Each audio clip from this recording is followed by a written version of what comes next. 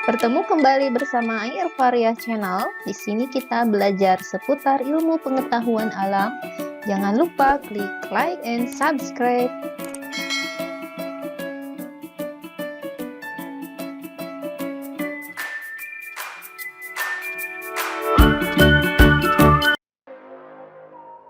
Assalamualaikum warahmatullahi wabarakatuh. Bertemu kembali bersama Ibu Ayurvaria di mata pelajaran kelas 9. Di video kali ini kita akan mempelajari tentang teknologi reproduksi pada hewan. Indikator pembelajarannya yang pertama menganalisis macam-macam teknologi perkembangbiakan pada hewan, dan yang kedua menganalisis manfaat, kelebihan, dan kekurangan macam-macam teknologi reproduksi pada hewan.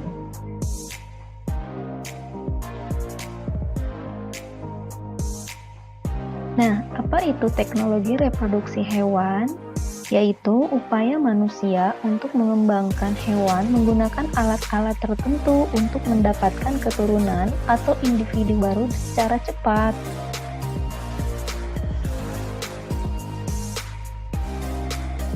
Teknologi reproduksi pada hewan memiliki tujuan yang pertama, memudahkan manusia mengembangkan hewan. Yang kedua, memperoleh bibit unggul. Yang ketiga, mencegah kelangkaan pada hewan tertentu. Dan yang keempat, membantu pasangan yang sulit memperoleh keturunan. Contoh teknologi reproduksi pada hewan diantaranya ada cloning, inseminasi buatan, dan fertilisasi in vitro. Yang pertama adalah cloning. Apa itu cloning? Yaitu proses pengambilan informasi genetik dari satu makhluk hidup dan membuat salinan identiknya. Ini contoh yaitu pada domba Dolly. Pada proses cloning ini dibutuhkan dua ekor domba. Yang pertama domba A dan yang kedua domba B. Pada domba yang pertama diambil sel somatik yang bersifat diploid pada kelenjar puting, sedangkan dari domba B diambil sel telur yang bersifat haploid. Inti sel telur domba B akan dihilangkan, kemudian diganti dengan inti sel somatis dari domba A. Peristiwa penggabungan inti sel ini dikenal dengan istilah fusi.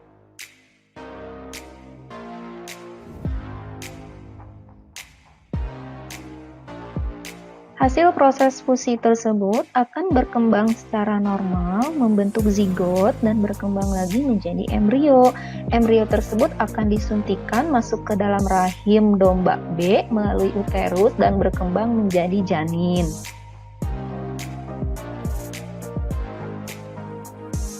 Setelah waktu kehamilan domba berakhir, maka akan melahirkan anak domba yang akan memiliki sifat sama seperti induknya.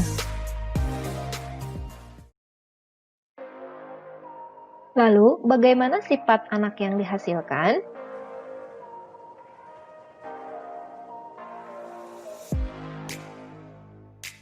Karakteristik anak hasil peristiwa cloning ini akan sama persis dengan induknya karena memiliki kode genetik yang juga sama persis sama induknya. Pada kasus cloning domba A dengan B tadi menghasilkan anak yang persis dengan domba A karena domba A berperan sebagai donatur sel somatis.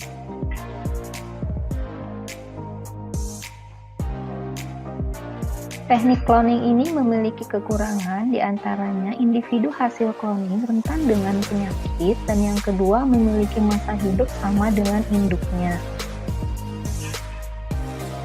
Teknik yang kedua yaitu inseminasi buatan atau yang disebut dengan kawin suntik, yaitu pemasukan sperma secara langsung ke dalam serviks atau uterus menggunakan alat inseminasi yang bertujuan untuk memperoleh kehamilan dengan cepat. Teknik inseminasi buatan ini biasa dilakukan pada hewan ternak, contohnya pada sapi, kambing, dan kerbau.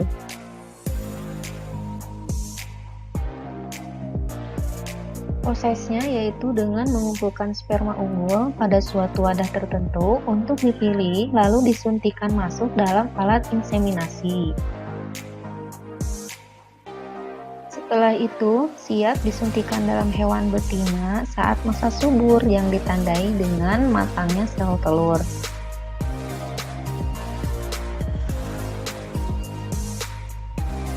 Proses inseminasi ini bisa dilakukan pada lebih dari satu hewan betina sekaligus.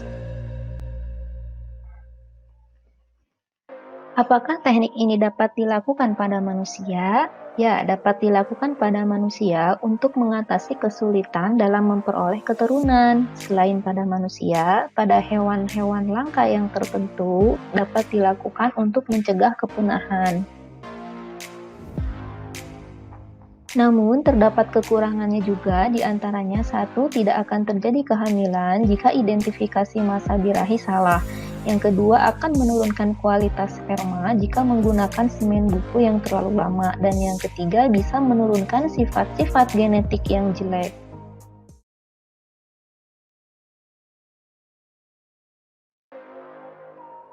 Yang ketiga adalah fertilisasi in vitro atau biasa yang disebut dengan bayi tabung, yaitu proses mempertemukan sel telur dan sel sperma secara manual dalam wadah di luar induk.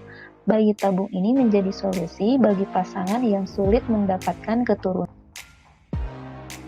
Sebelum proses bayi tabung, langkah yang pertama adalah suntik hormon kesuburan agar sel telur yang dihasilkan jumlahnya lebih banyak dari normal.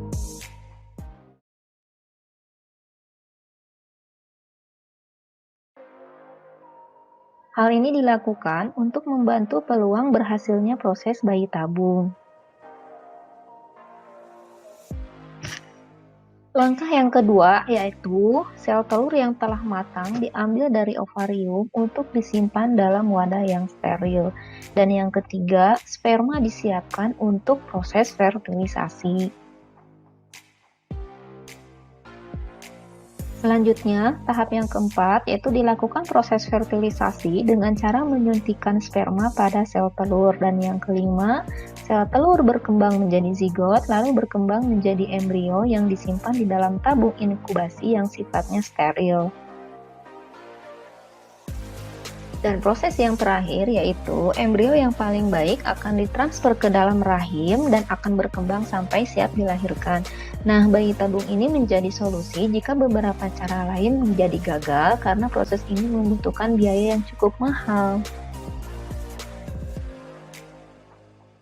Nah, secara singkat, kelima proses tadi dapat kita lihat pada gambar ini dimulai dari langkah yang pertama yaitu suntik hormon, pengambilan sel telur, pembuahan dengan mempertemukan sel sperma, penanaman embrio.